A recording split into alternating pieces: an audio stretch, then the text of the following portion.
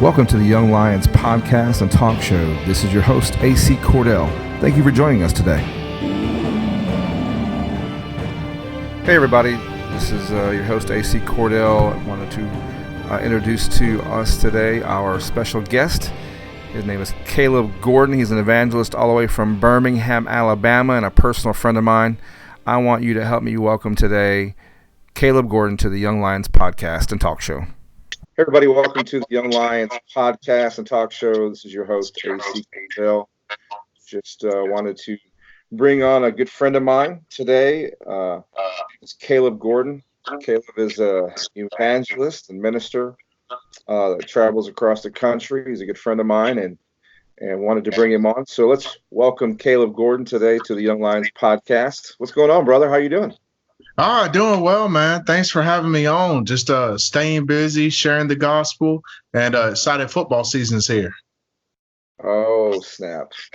We'll talk football here in a few minutes. I know you're an Alabama Roll Tide fan.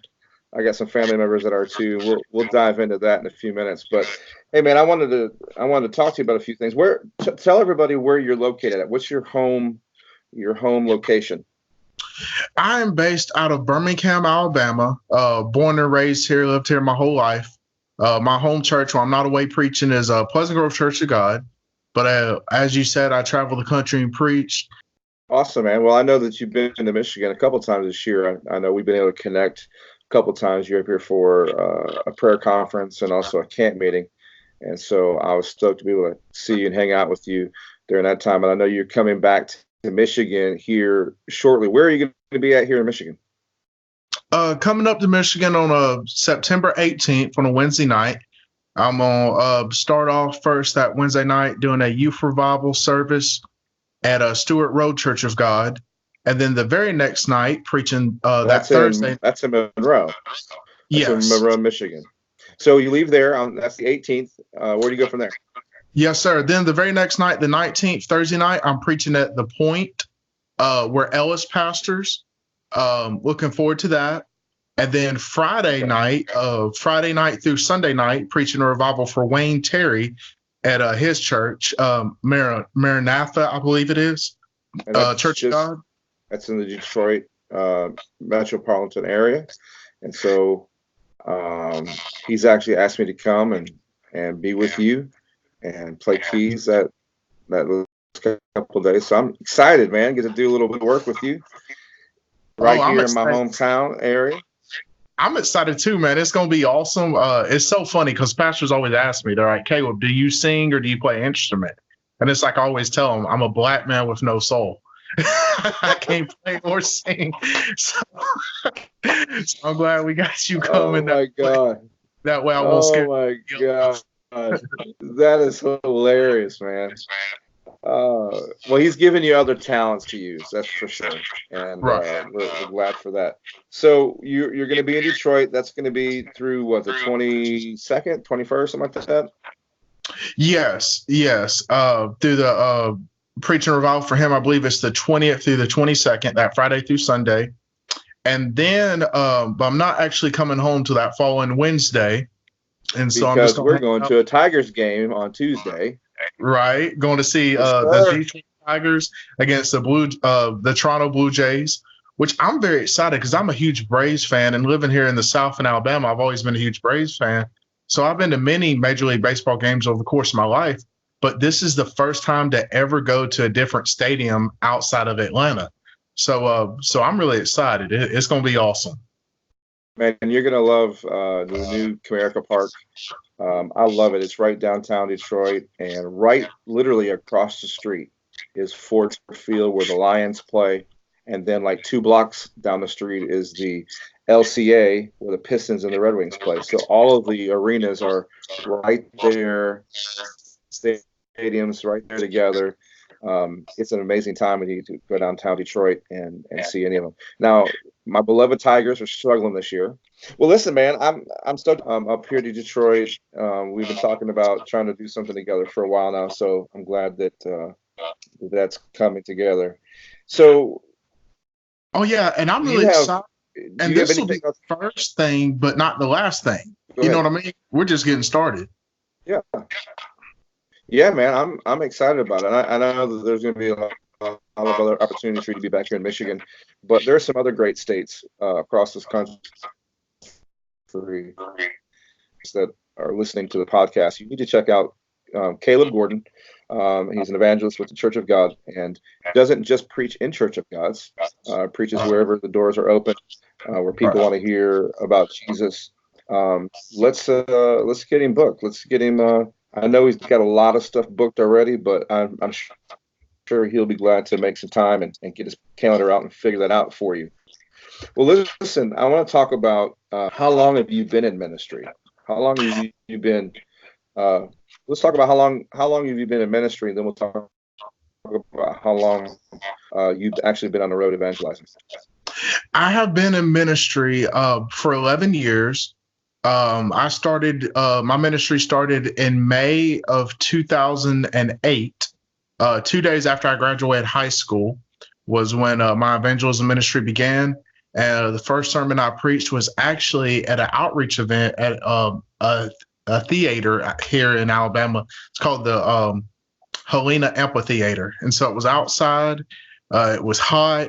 There was a train going during the time, so it was kind of hard to hear me. But it was just an outreach for the community, and it was just an awesome thing. So I did that at 19 years old, 2 days after I graduated high school. And then I went to youth camp in June, and just a few weeks after that, I preached in the first church ever of my ministry, and that was Cardiff Church of God. And just slowly but surely, God started opening doors after that. And didn't preach in the Church of God much at first because not many people knew me. I actually preached in a lot of Baptist churches when I first started. And then slowly God just started opening more and more doors for me in the Church of God, Methodist churches, independent churches. As you said, I go anywhere and everywhere. He opens the door for me to minister. And then he started opening doors for me to preach in other states. And just, past couple of years, I've really been thinking about Michigan. And I didn't know anybody up there, had never been up there. It's just something I just couldn't get away from. God just put it in my heart. And so earlier this year, I was just really praying about it, about where God wanted me to go. And I just felt like he wanted me to go to Michigan.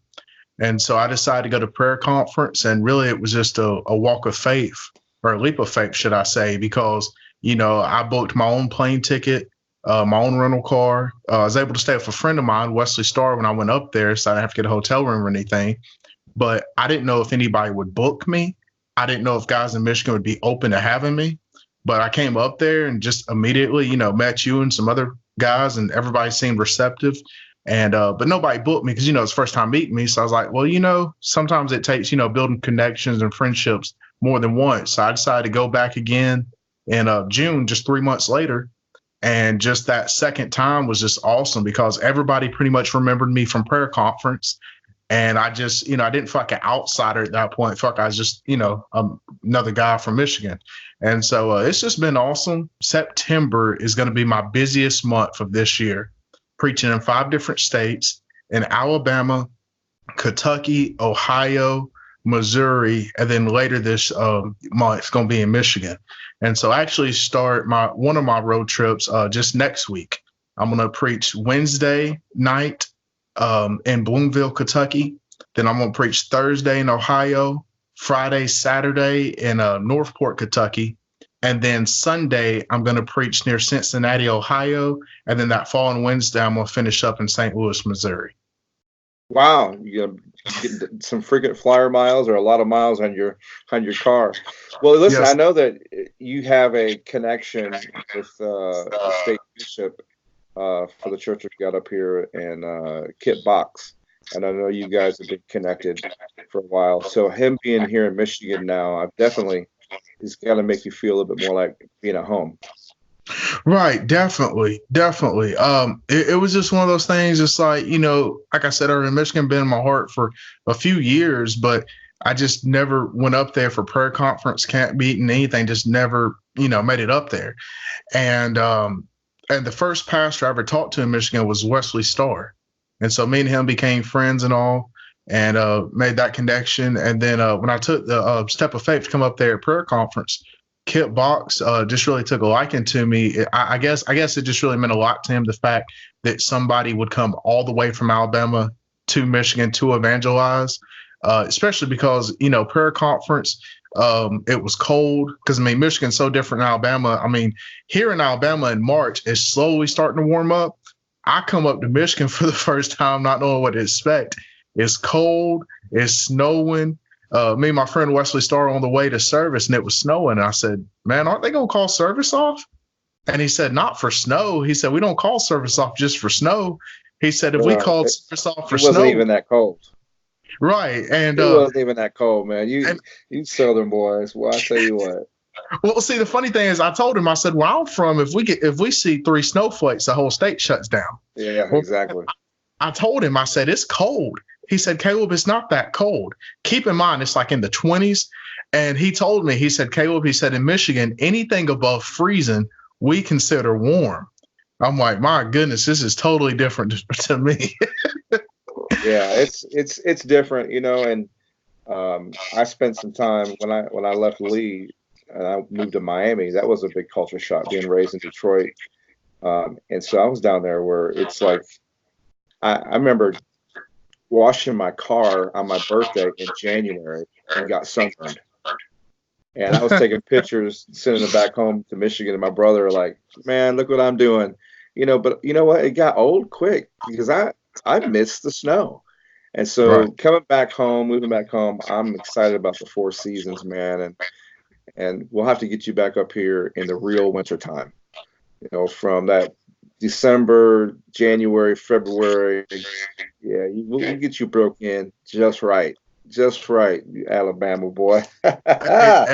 Get me a trench coat and a Starbucks. I can keep warm with some coffee, and I'll be good to go. I know that's right.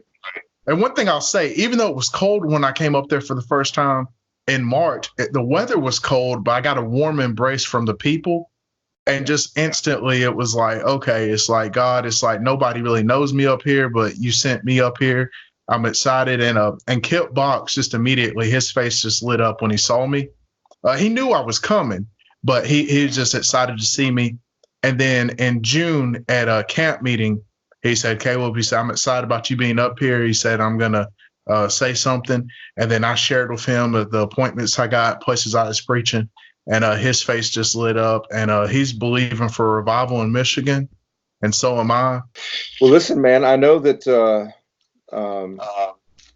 we talked a little bit about the state of Alabama. But I've got two friends of mine who actually played for Roll Tide. One of them being Derrick Henry. I think you may have heard of him as a Heisman Trophy winner. Oh, yes, sir. Alabama, now playing for the Tennessee Titans. He actually, I knew him when his family went to our church there in Yulee, Florida, just outside of Jacksonville, and knew him and watched him play high school football. And he was a beast in high school and continues to be amazing. And then another guy just recently left there, Damian Harris, plays now for the New England Patriots. He got to know him and meet him in Berea, Kentucky when I was there at the Rock.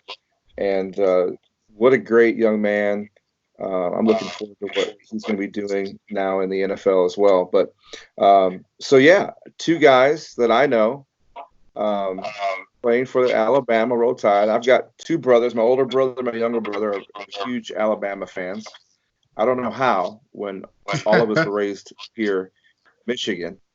But I'm the one that hung on to my Michigan roots while these other 2 guys have bailed on my precious Wolverines.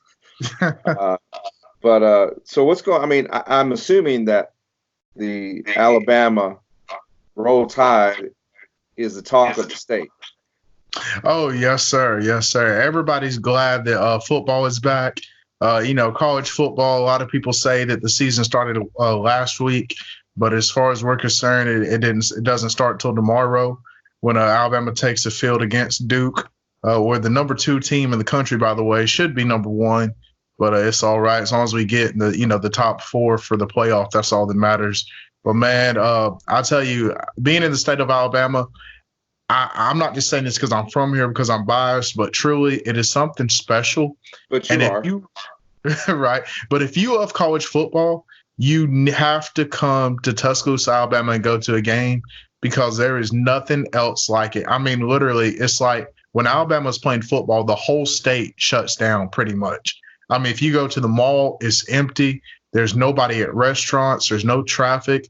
Everybody is watching the game. Well, not everybody's watching. Roll Tide. I mean, you got another school right down the road in Auburn, and I venture to say that they argue about whether or not they're the team of the state.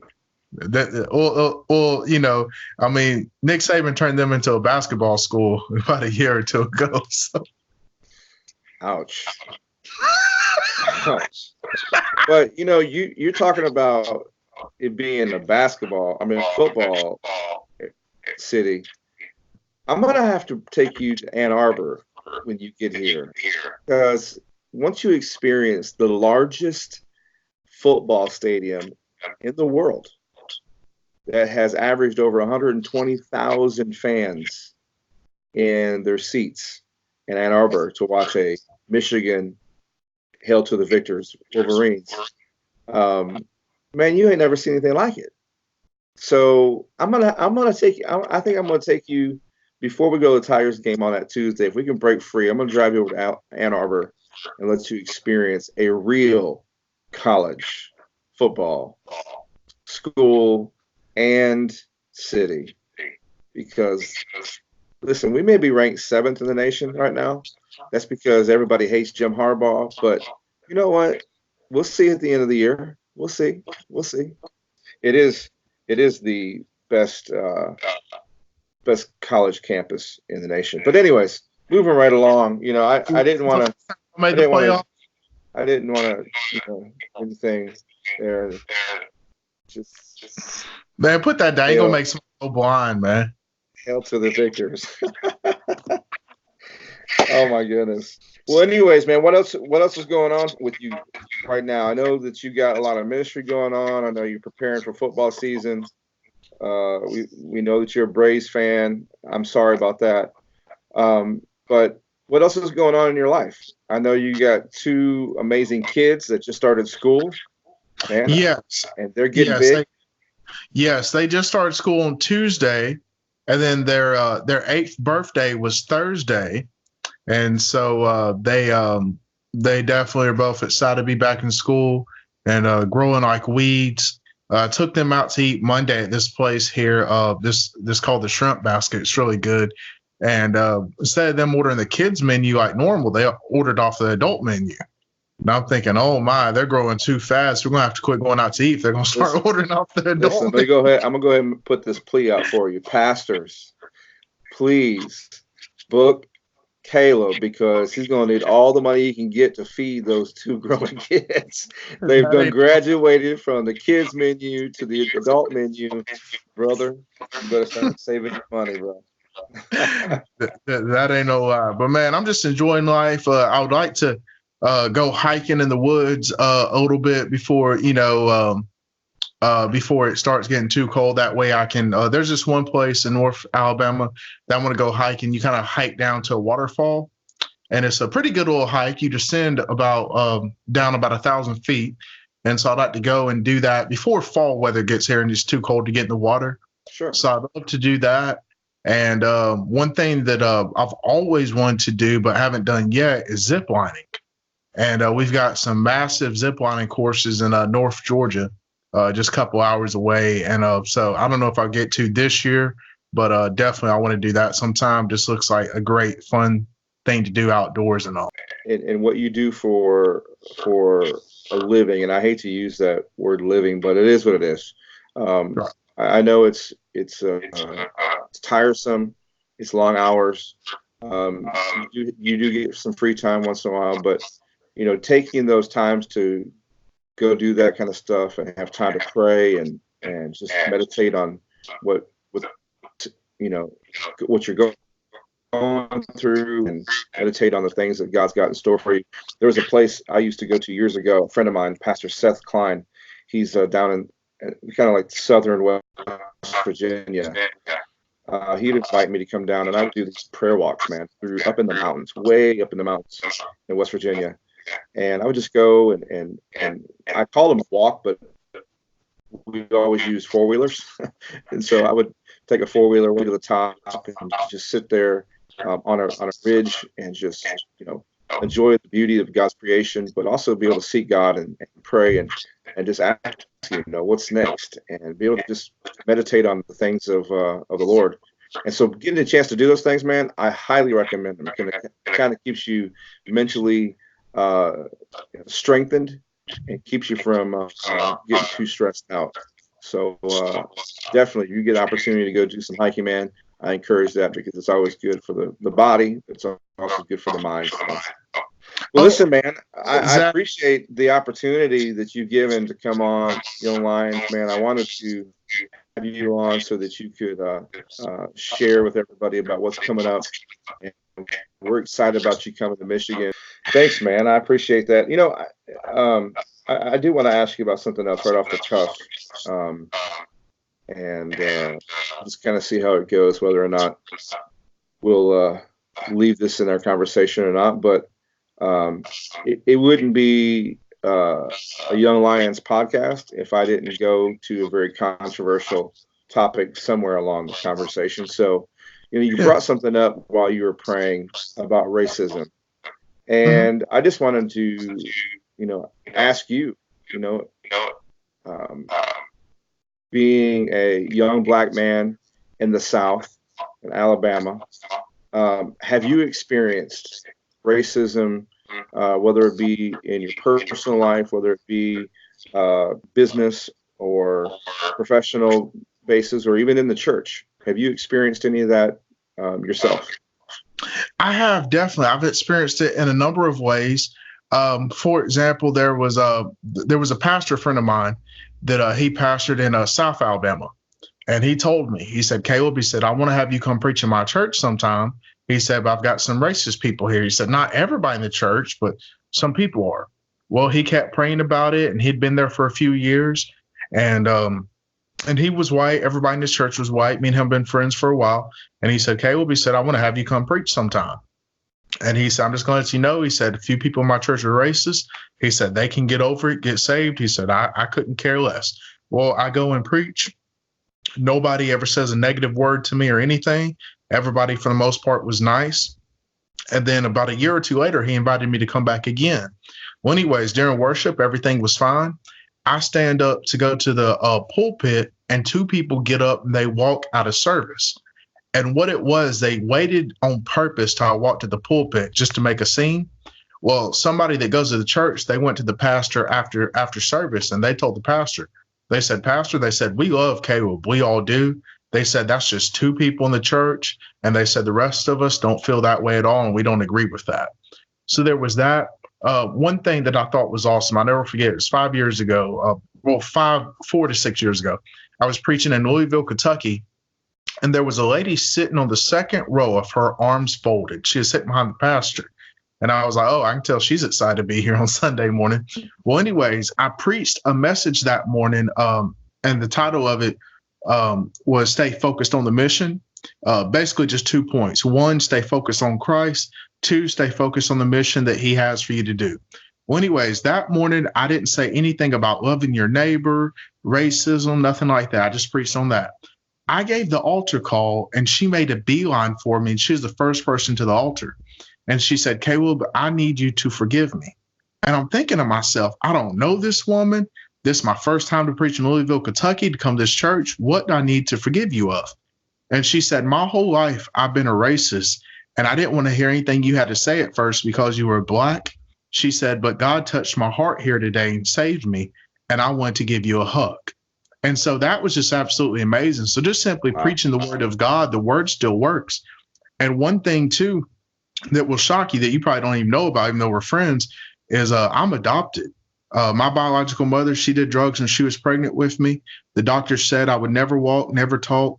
And so she gave me up for adoption. Well, two people by the name of Benny and Patty Gordon, they came to the Gadsden Hospital where I was born, and they would take foster babies in. Normally for 2 to 3 months, they'd be able to find them a home.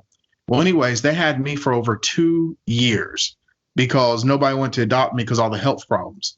Well, anyways, my mom always said, hey, Benny, if one of these babies ever call me mommy, it's going to be mine. Well, in May of 91, I called her mommy. So they decided to adopt me. They decided to love me as their own, give me their last name. They didn't care the fact they were in their 40s and 50s, that they weren't in good health. They didn't have much money. They didn't care the fact that I'm Black and that they're white. But they said, God, we believe you have a purpose and a plan for this baby. And back in March of this year, I celebrated my 30th birthday. Been over 20 something years without a seizure. Don't even take medication for it anymore because God radically touched me and healed me. And it's just amazing because most of the churches I preach in are 99% white. And they're 99% white because I'm the one Black person there when I'm preaching. But it's just been amazing because, God has used me in so many ways to reach people that I believe that nobody else could or would, if that makes sense. One time I was preaching at a church, and this guy came up Sunday Sunday afternoon after service and gave me a hug. I didn't think much of it. It was an older gentleman. Well, the pastor leaned into me afterwards, and he said, Caleb, I just want you to know that guy that just hugged you is an ex-Klan member. And I'm like, wow. And it just shows you the power of God. And so even though there is racism in America, and there always will be, you'll always have people like that. I mean, as time goes on and on, more and more people are not that way, I believe. But there's always going to be people that have hatred in their heart. But, news flash for everybody. I just want you to know Jesus wasn't white. Hello, somebody. So if you are racist, you won't want to go to heaven because Jesus is not white, doesn't have blonde hair and blue eyes. I'm just saying. And he was an immigrant too. Exactly. Exactly. But I believe though that God is moving in this hour. And I believe if we just keep sharing the gospel, then he will do the rest of the work. But I think we have to be intentional about it because I think about woman with the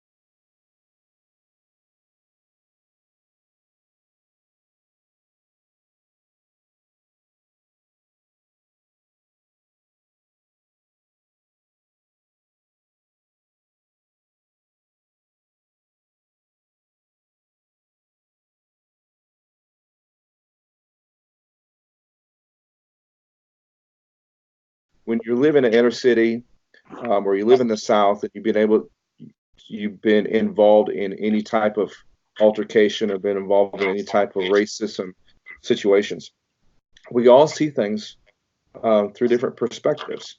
And my issues that I've gone through, I kind of view the same way you have. I've turned them into something positive. I think if American people would just evaluate who they are and evaluate what started their issues in the first place and realize that whether it was something that their parents passed along or if it's something they felt they were offended by something, most everything is petty and can be resolved.